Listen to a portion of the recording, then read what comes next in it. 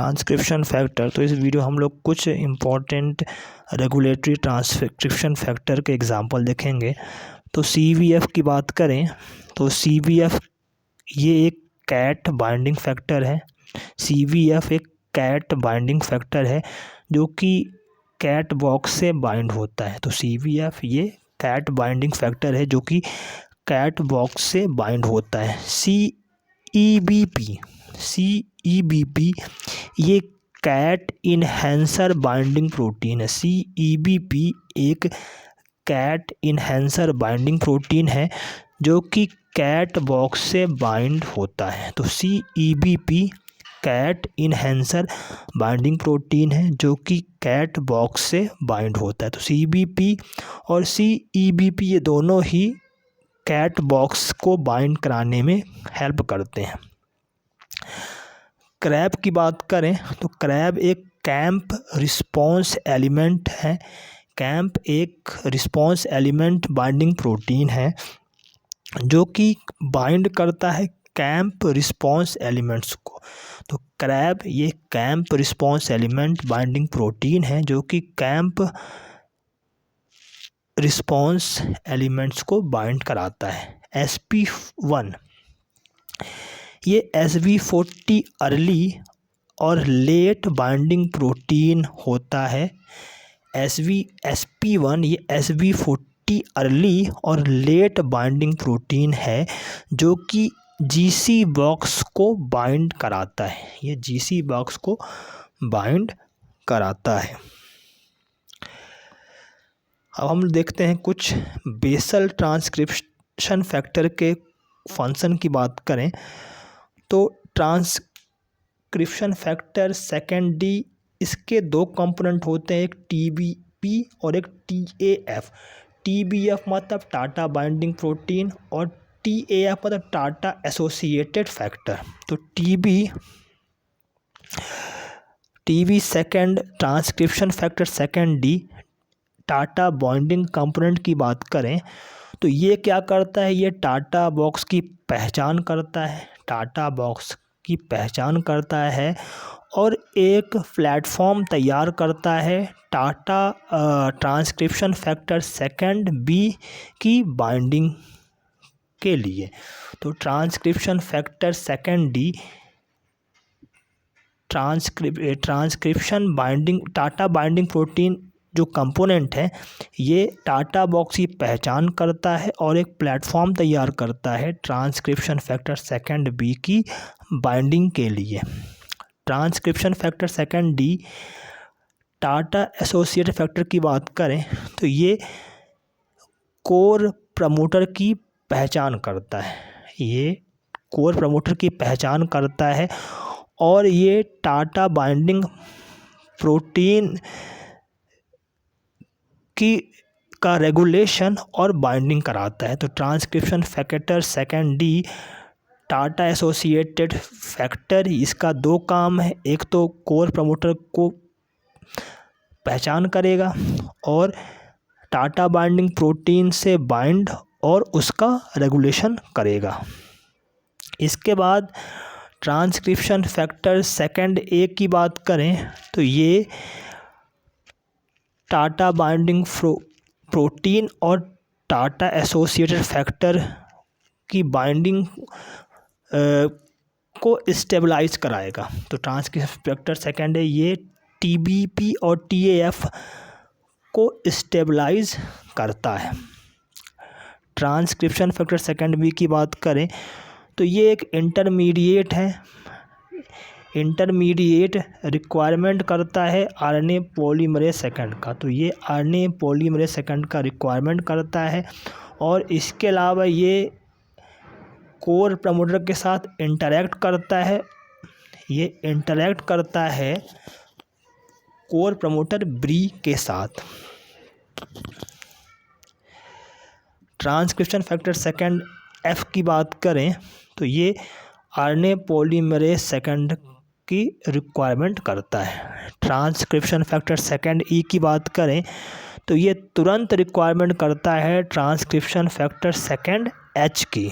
Immediate requirement करता है transcription factor second H की।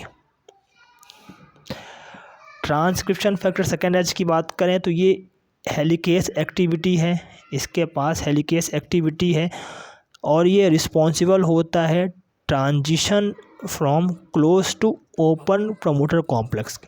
तो ट्रांसक्रिप्शन फैक्टर सेकेंड एच की बात करें तो इसकी एक हेलिकेस एक्टिविटी होती है। अब हम बात करते हैं ट्रांसलेशन इनिशिएशन इन यूकैरियोट्स की। तो ईस्ट में 11 ट्रांसलेशन फैक्टर होते हैं। ईस्ट की बात करें तो ईस्ट में 11 ट्रांसलेशन फैक्टर होते हैं। तो यूकैरियोट इनिशिएशन फैक्टर सेकंड की बात करें, हम यूकैरियोट इनिशिएशन फैक्टर सेकंड की बात करें तो ये जीटीपी और मेथियोनिन टीआरएनए से बाइंड करता है। यूकैरियोट इनिशिएशन फैक्टर ये जीटीपी और मेथियोनिन टीआरएनए से बाइंड करता है, एक टर्नरी कॉम्प्लेक्स बनाता है 40S राइबोसोम, एक टर्नरी कॉम्प्लेक्स बनाता है 40S राइबोसोम। इस टर्नरी कॉम्प्लेक्स में चार फैक्टर होते हैं, एलोंगेशन फैक्टर होते हैं। Eukaryote initiation factor 1, eukaryote initiation factor 1A, eukaryote initiation factor 3 और यूकैरियोट इनिशिएशन फैक्टर 5। इसमें 4 फैक्टर हैं। Eukaryote initiation factor 1, eukaryote initiation factor 1A, eukaryote initiation factor F3, eukaryote initiation factor F5। ये चारों मिलके एक 43S pre initiation complex बनाते हैं। तो ये चारों फैक्टर मिलके एक 43S प्री इनिशिएशन कॉम्प्लेक्स बनाते हैं। हम बात करते हैं अब यूकैरियोट इनिशिएशन फैक्टर सेकंड की। तो ये एक ट्राइमेरिक जीटीपी बाइंडिंग प्रोटीन है। तो यूकैरियोट इनिशिएशन फैक्टर सेकंड ये एक ट्राइमेरिक जीटीपी बाइंडिंग प्रोटीन है। यूकैरियोट इनिशिएशन फैक्टर थर्ड की बात करें तो ये एक 40S सब यूनिट, ये 40 राइबोसोम की 40S सब यूनिट को मेंटेन करता है, 40S सब यूनिट को ये मेंटेन करता है। यूकैरियोट इनिशिएशन फैक्टर फोर्थ की बात करें, फोर्थ तो ये एक फैमिली है 4 फैक्टर्स की। तो यूकैरियोट इनिशिएशन फैक्टर 4E ये एक कैप बाइंडिंग प्रोटीन है। ये फिफ्थ प्राइम में ये कैप का फॉर्मेशन करता है। तो यूकैरियोट इनिशिएशन फैक्टर 4E एक कैप बाइंडिंग प्रोटीन है जो कि 5th प्राइम एंड से ये बाइंड करता है। यूकैरियोट इनिशिएशन फैक्टर 4A की बात करें तो ये एक आरएनए हेलिकेस है जो कि अनबाइंड करता है सेकेंड स्ट्रक्चर को 5th एंड में। तो यूकैरियोट इनिशिएशन फैक्टर 4A एक आरएनए हेलिकेस है जो अनबाइंड करता है सेकेंडरी स्ट्रक्चर को 5th एंड में। यूकैरियोट इनिशिएशन फैक्टर 4G की बात करें तो ये एक स्कैफोल्ड प्रोटीन है, ये स्कैफोल्ड प्रोटीन है। यूकैरियोट इनिशिएशन फैक्टर 4B की बात करें तो ये स्टिमुलेट करता है आरएनए हेलिकेस एक्टिविटी को, RNA helicase activity initiation elongator factor 4A की। तो यूकैरियोट इनिशिएशन फैक्टर 4B ये आरएनए हेलिकेस एक्टिविटी को स्टिमुलेट कराता है इनिशिएशन एलोंगेटर फैक्टर 4A की। इसके बाद हम बात करते हैं यूकैरियोट इनिशिएशन फैक्टर F5 की।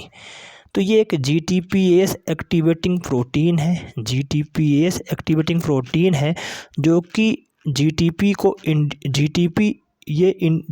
इंड्यूस कराता है और initiation eukaryote initiation factor second का ये हाइड्रोलाइसिस करता है।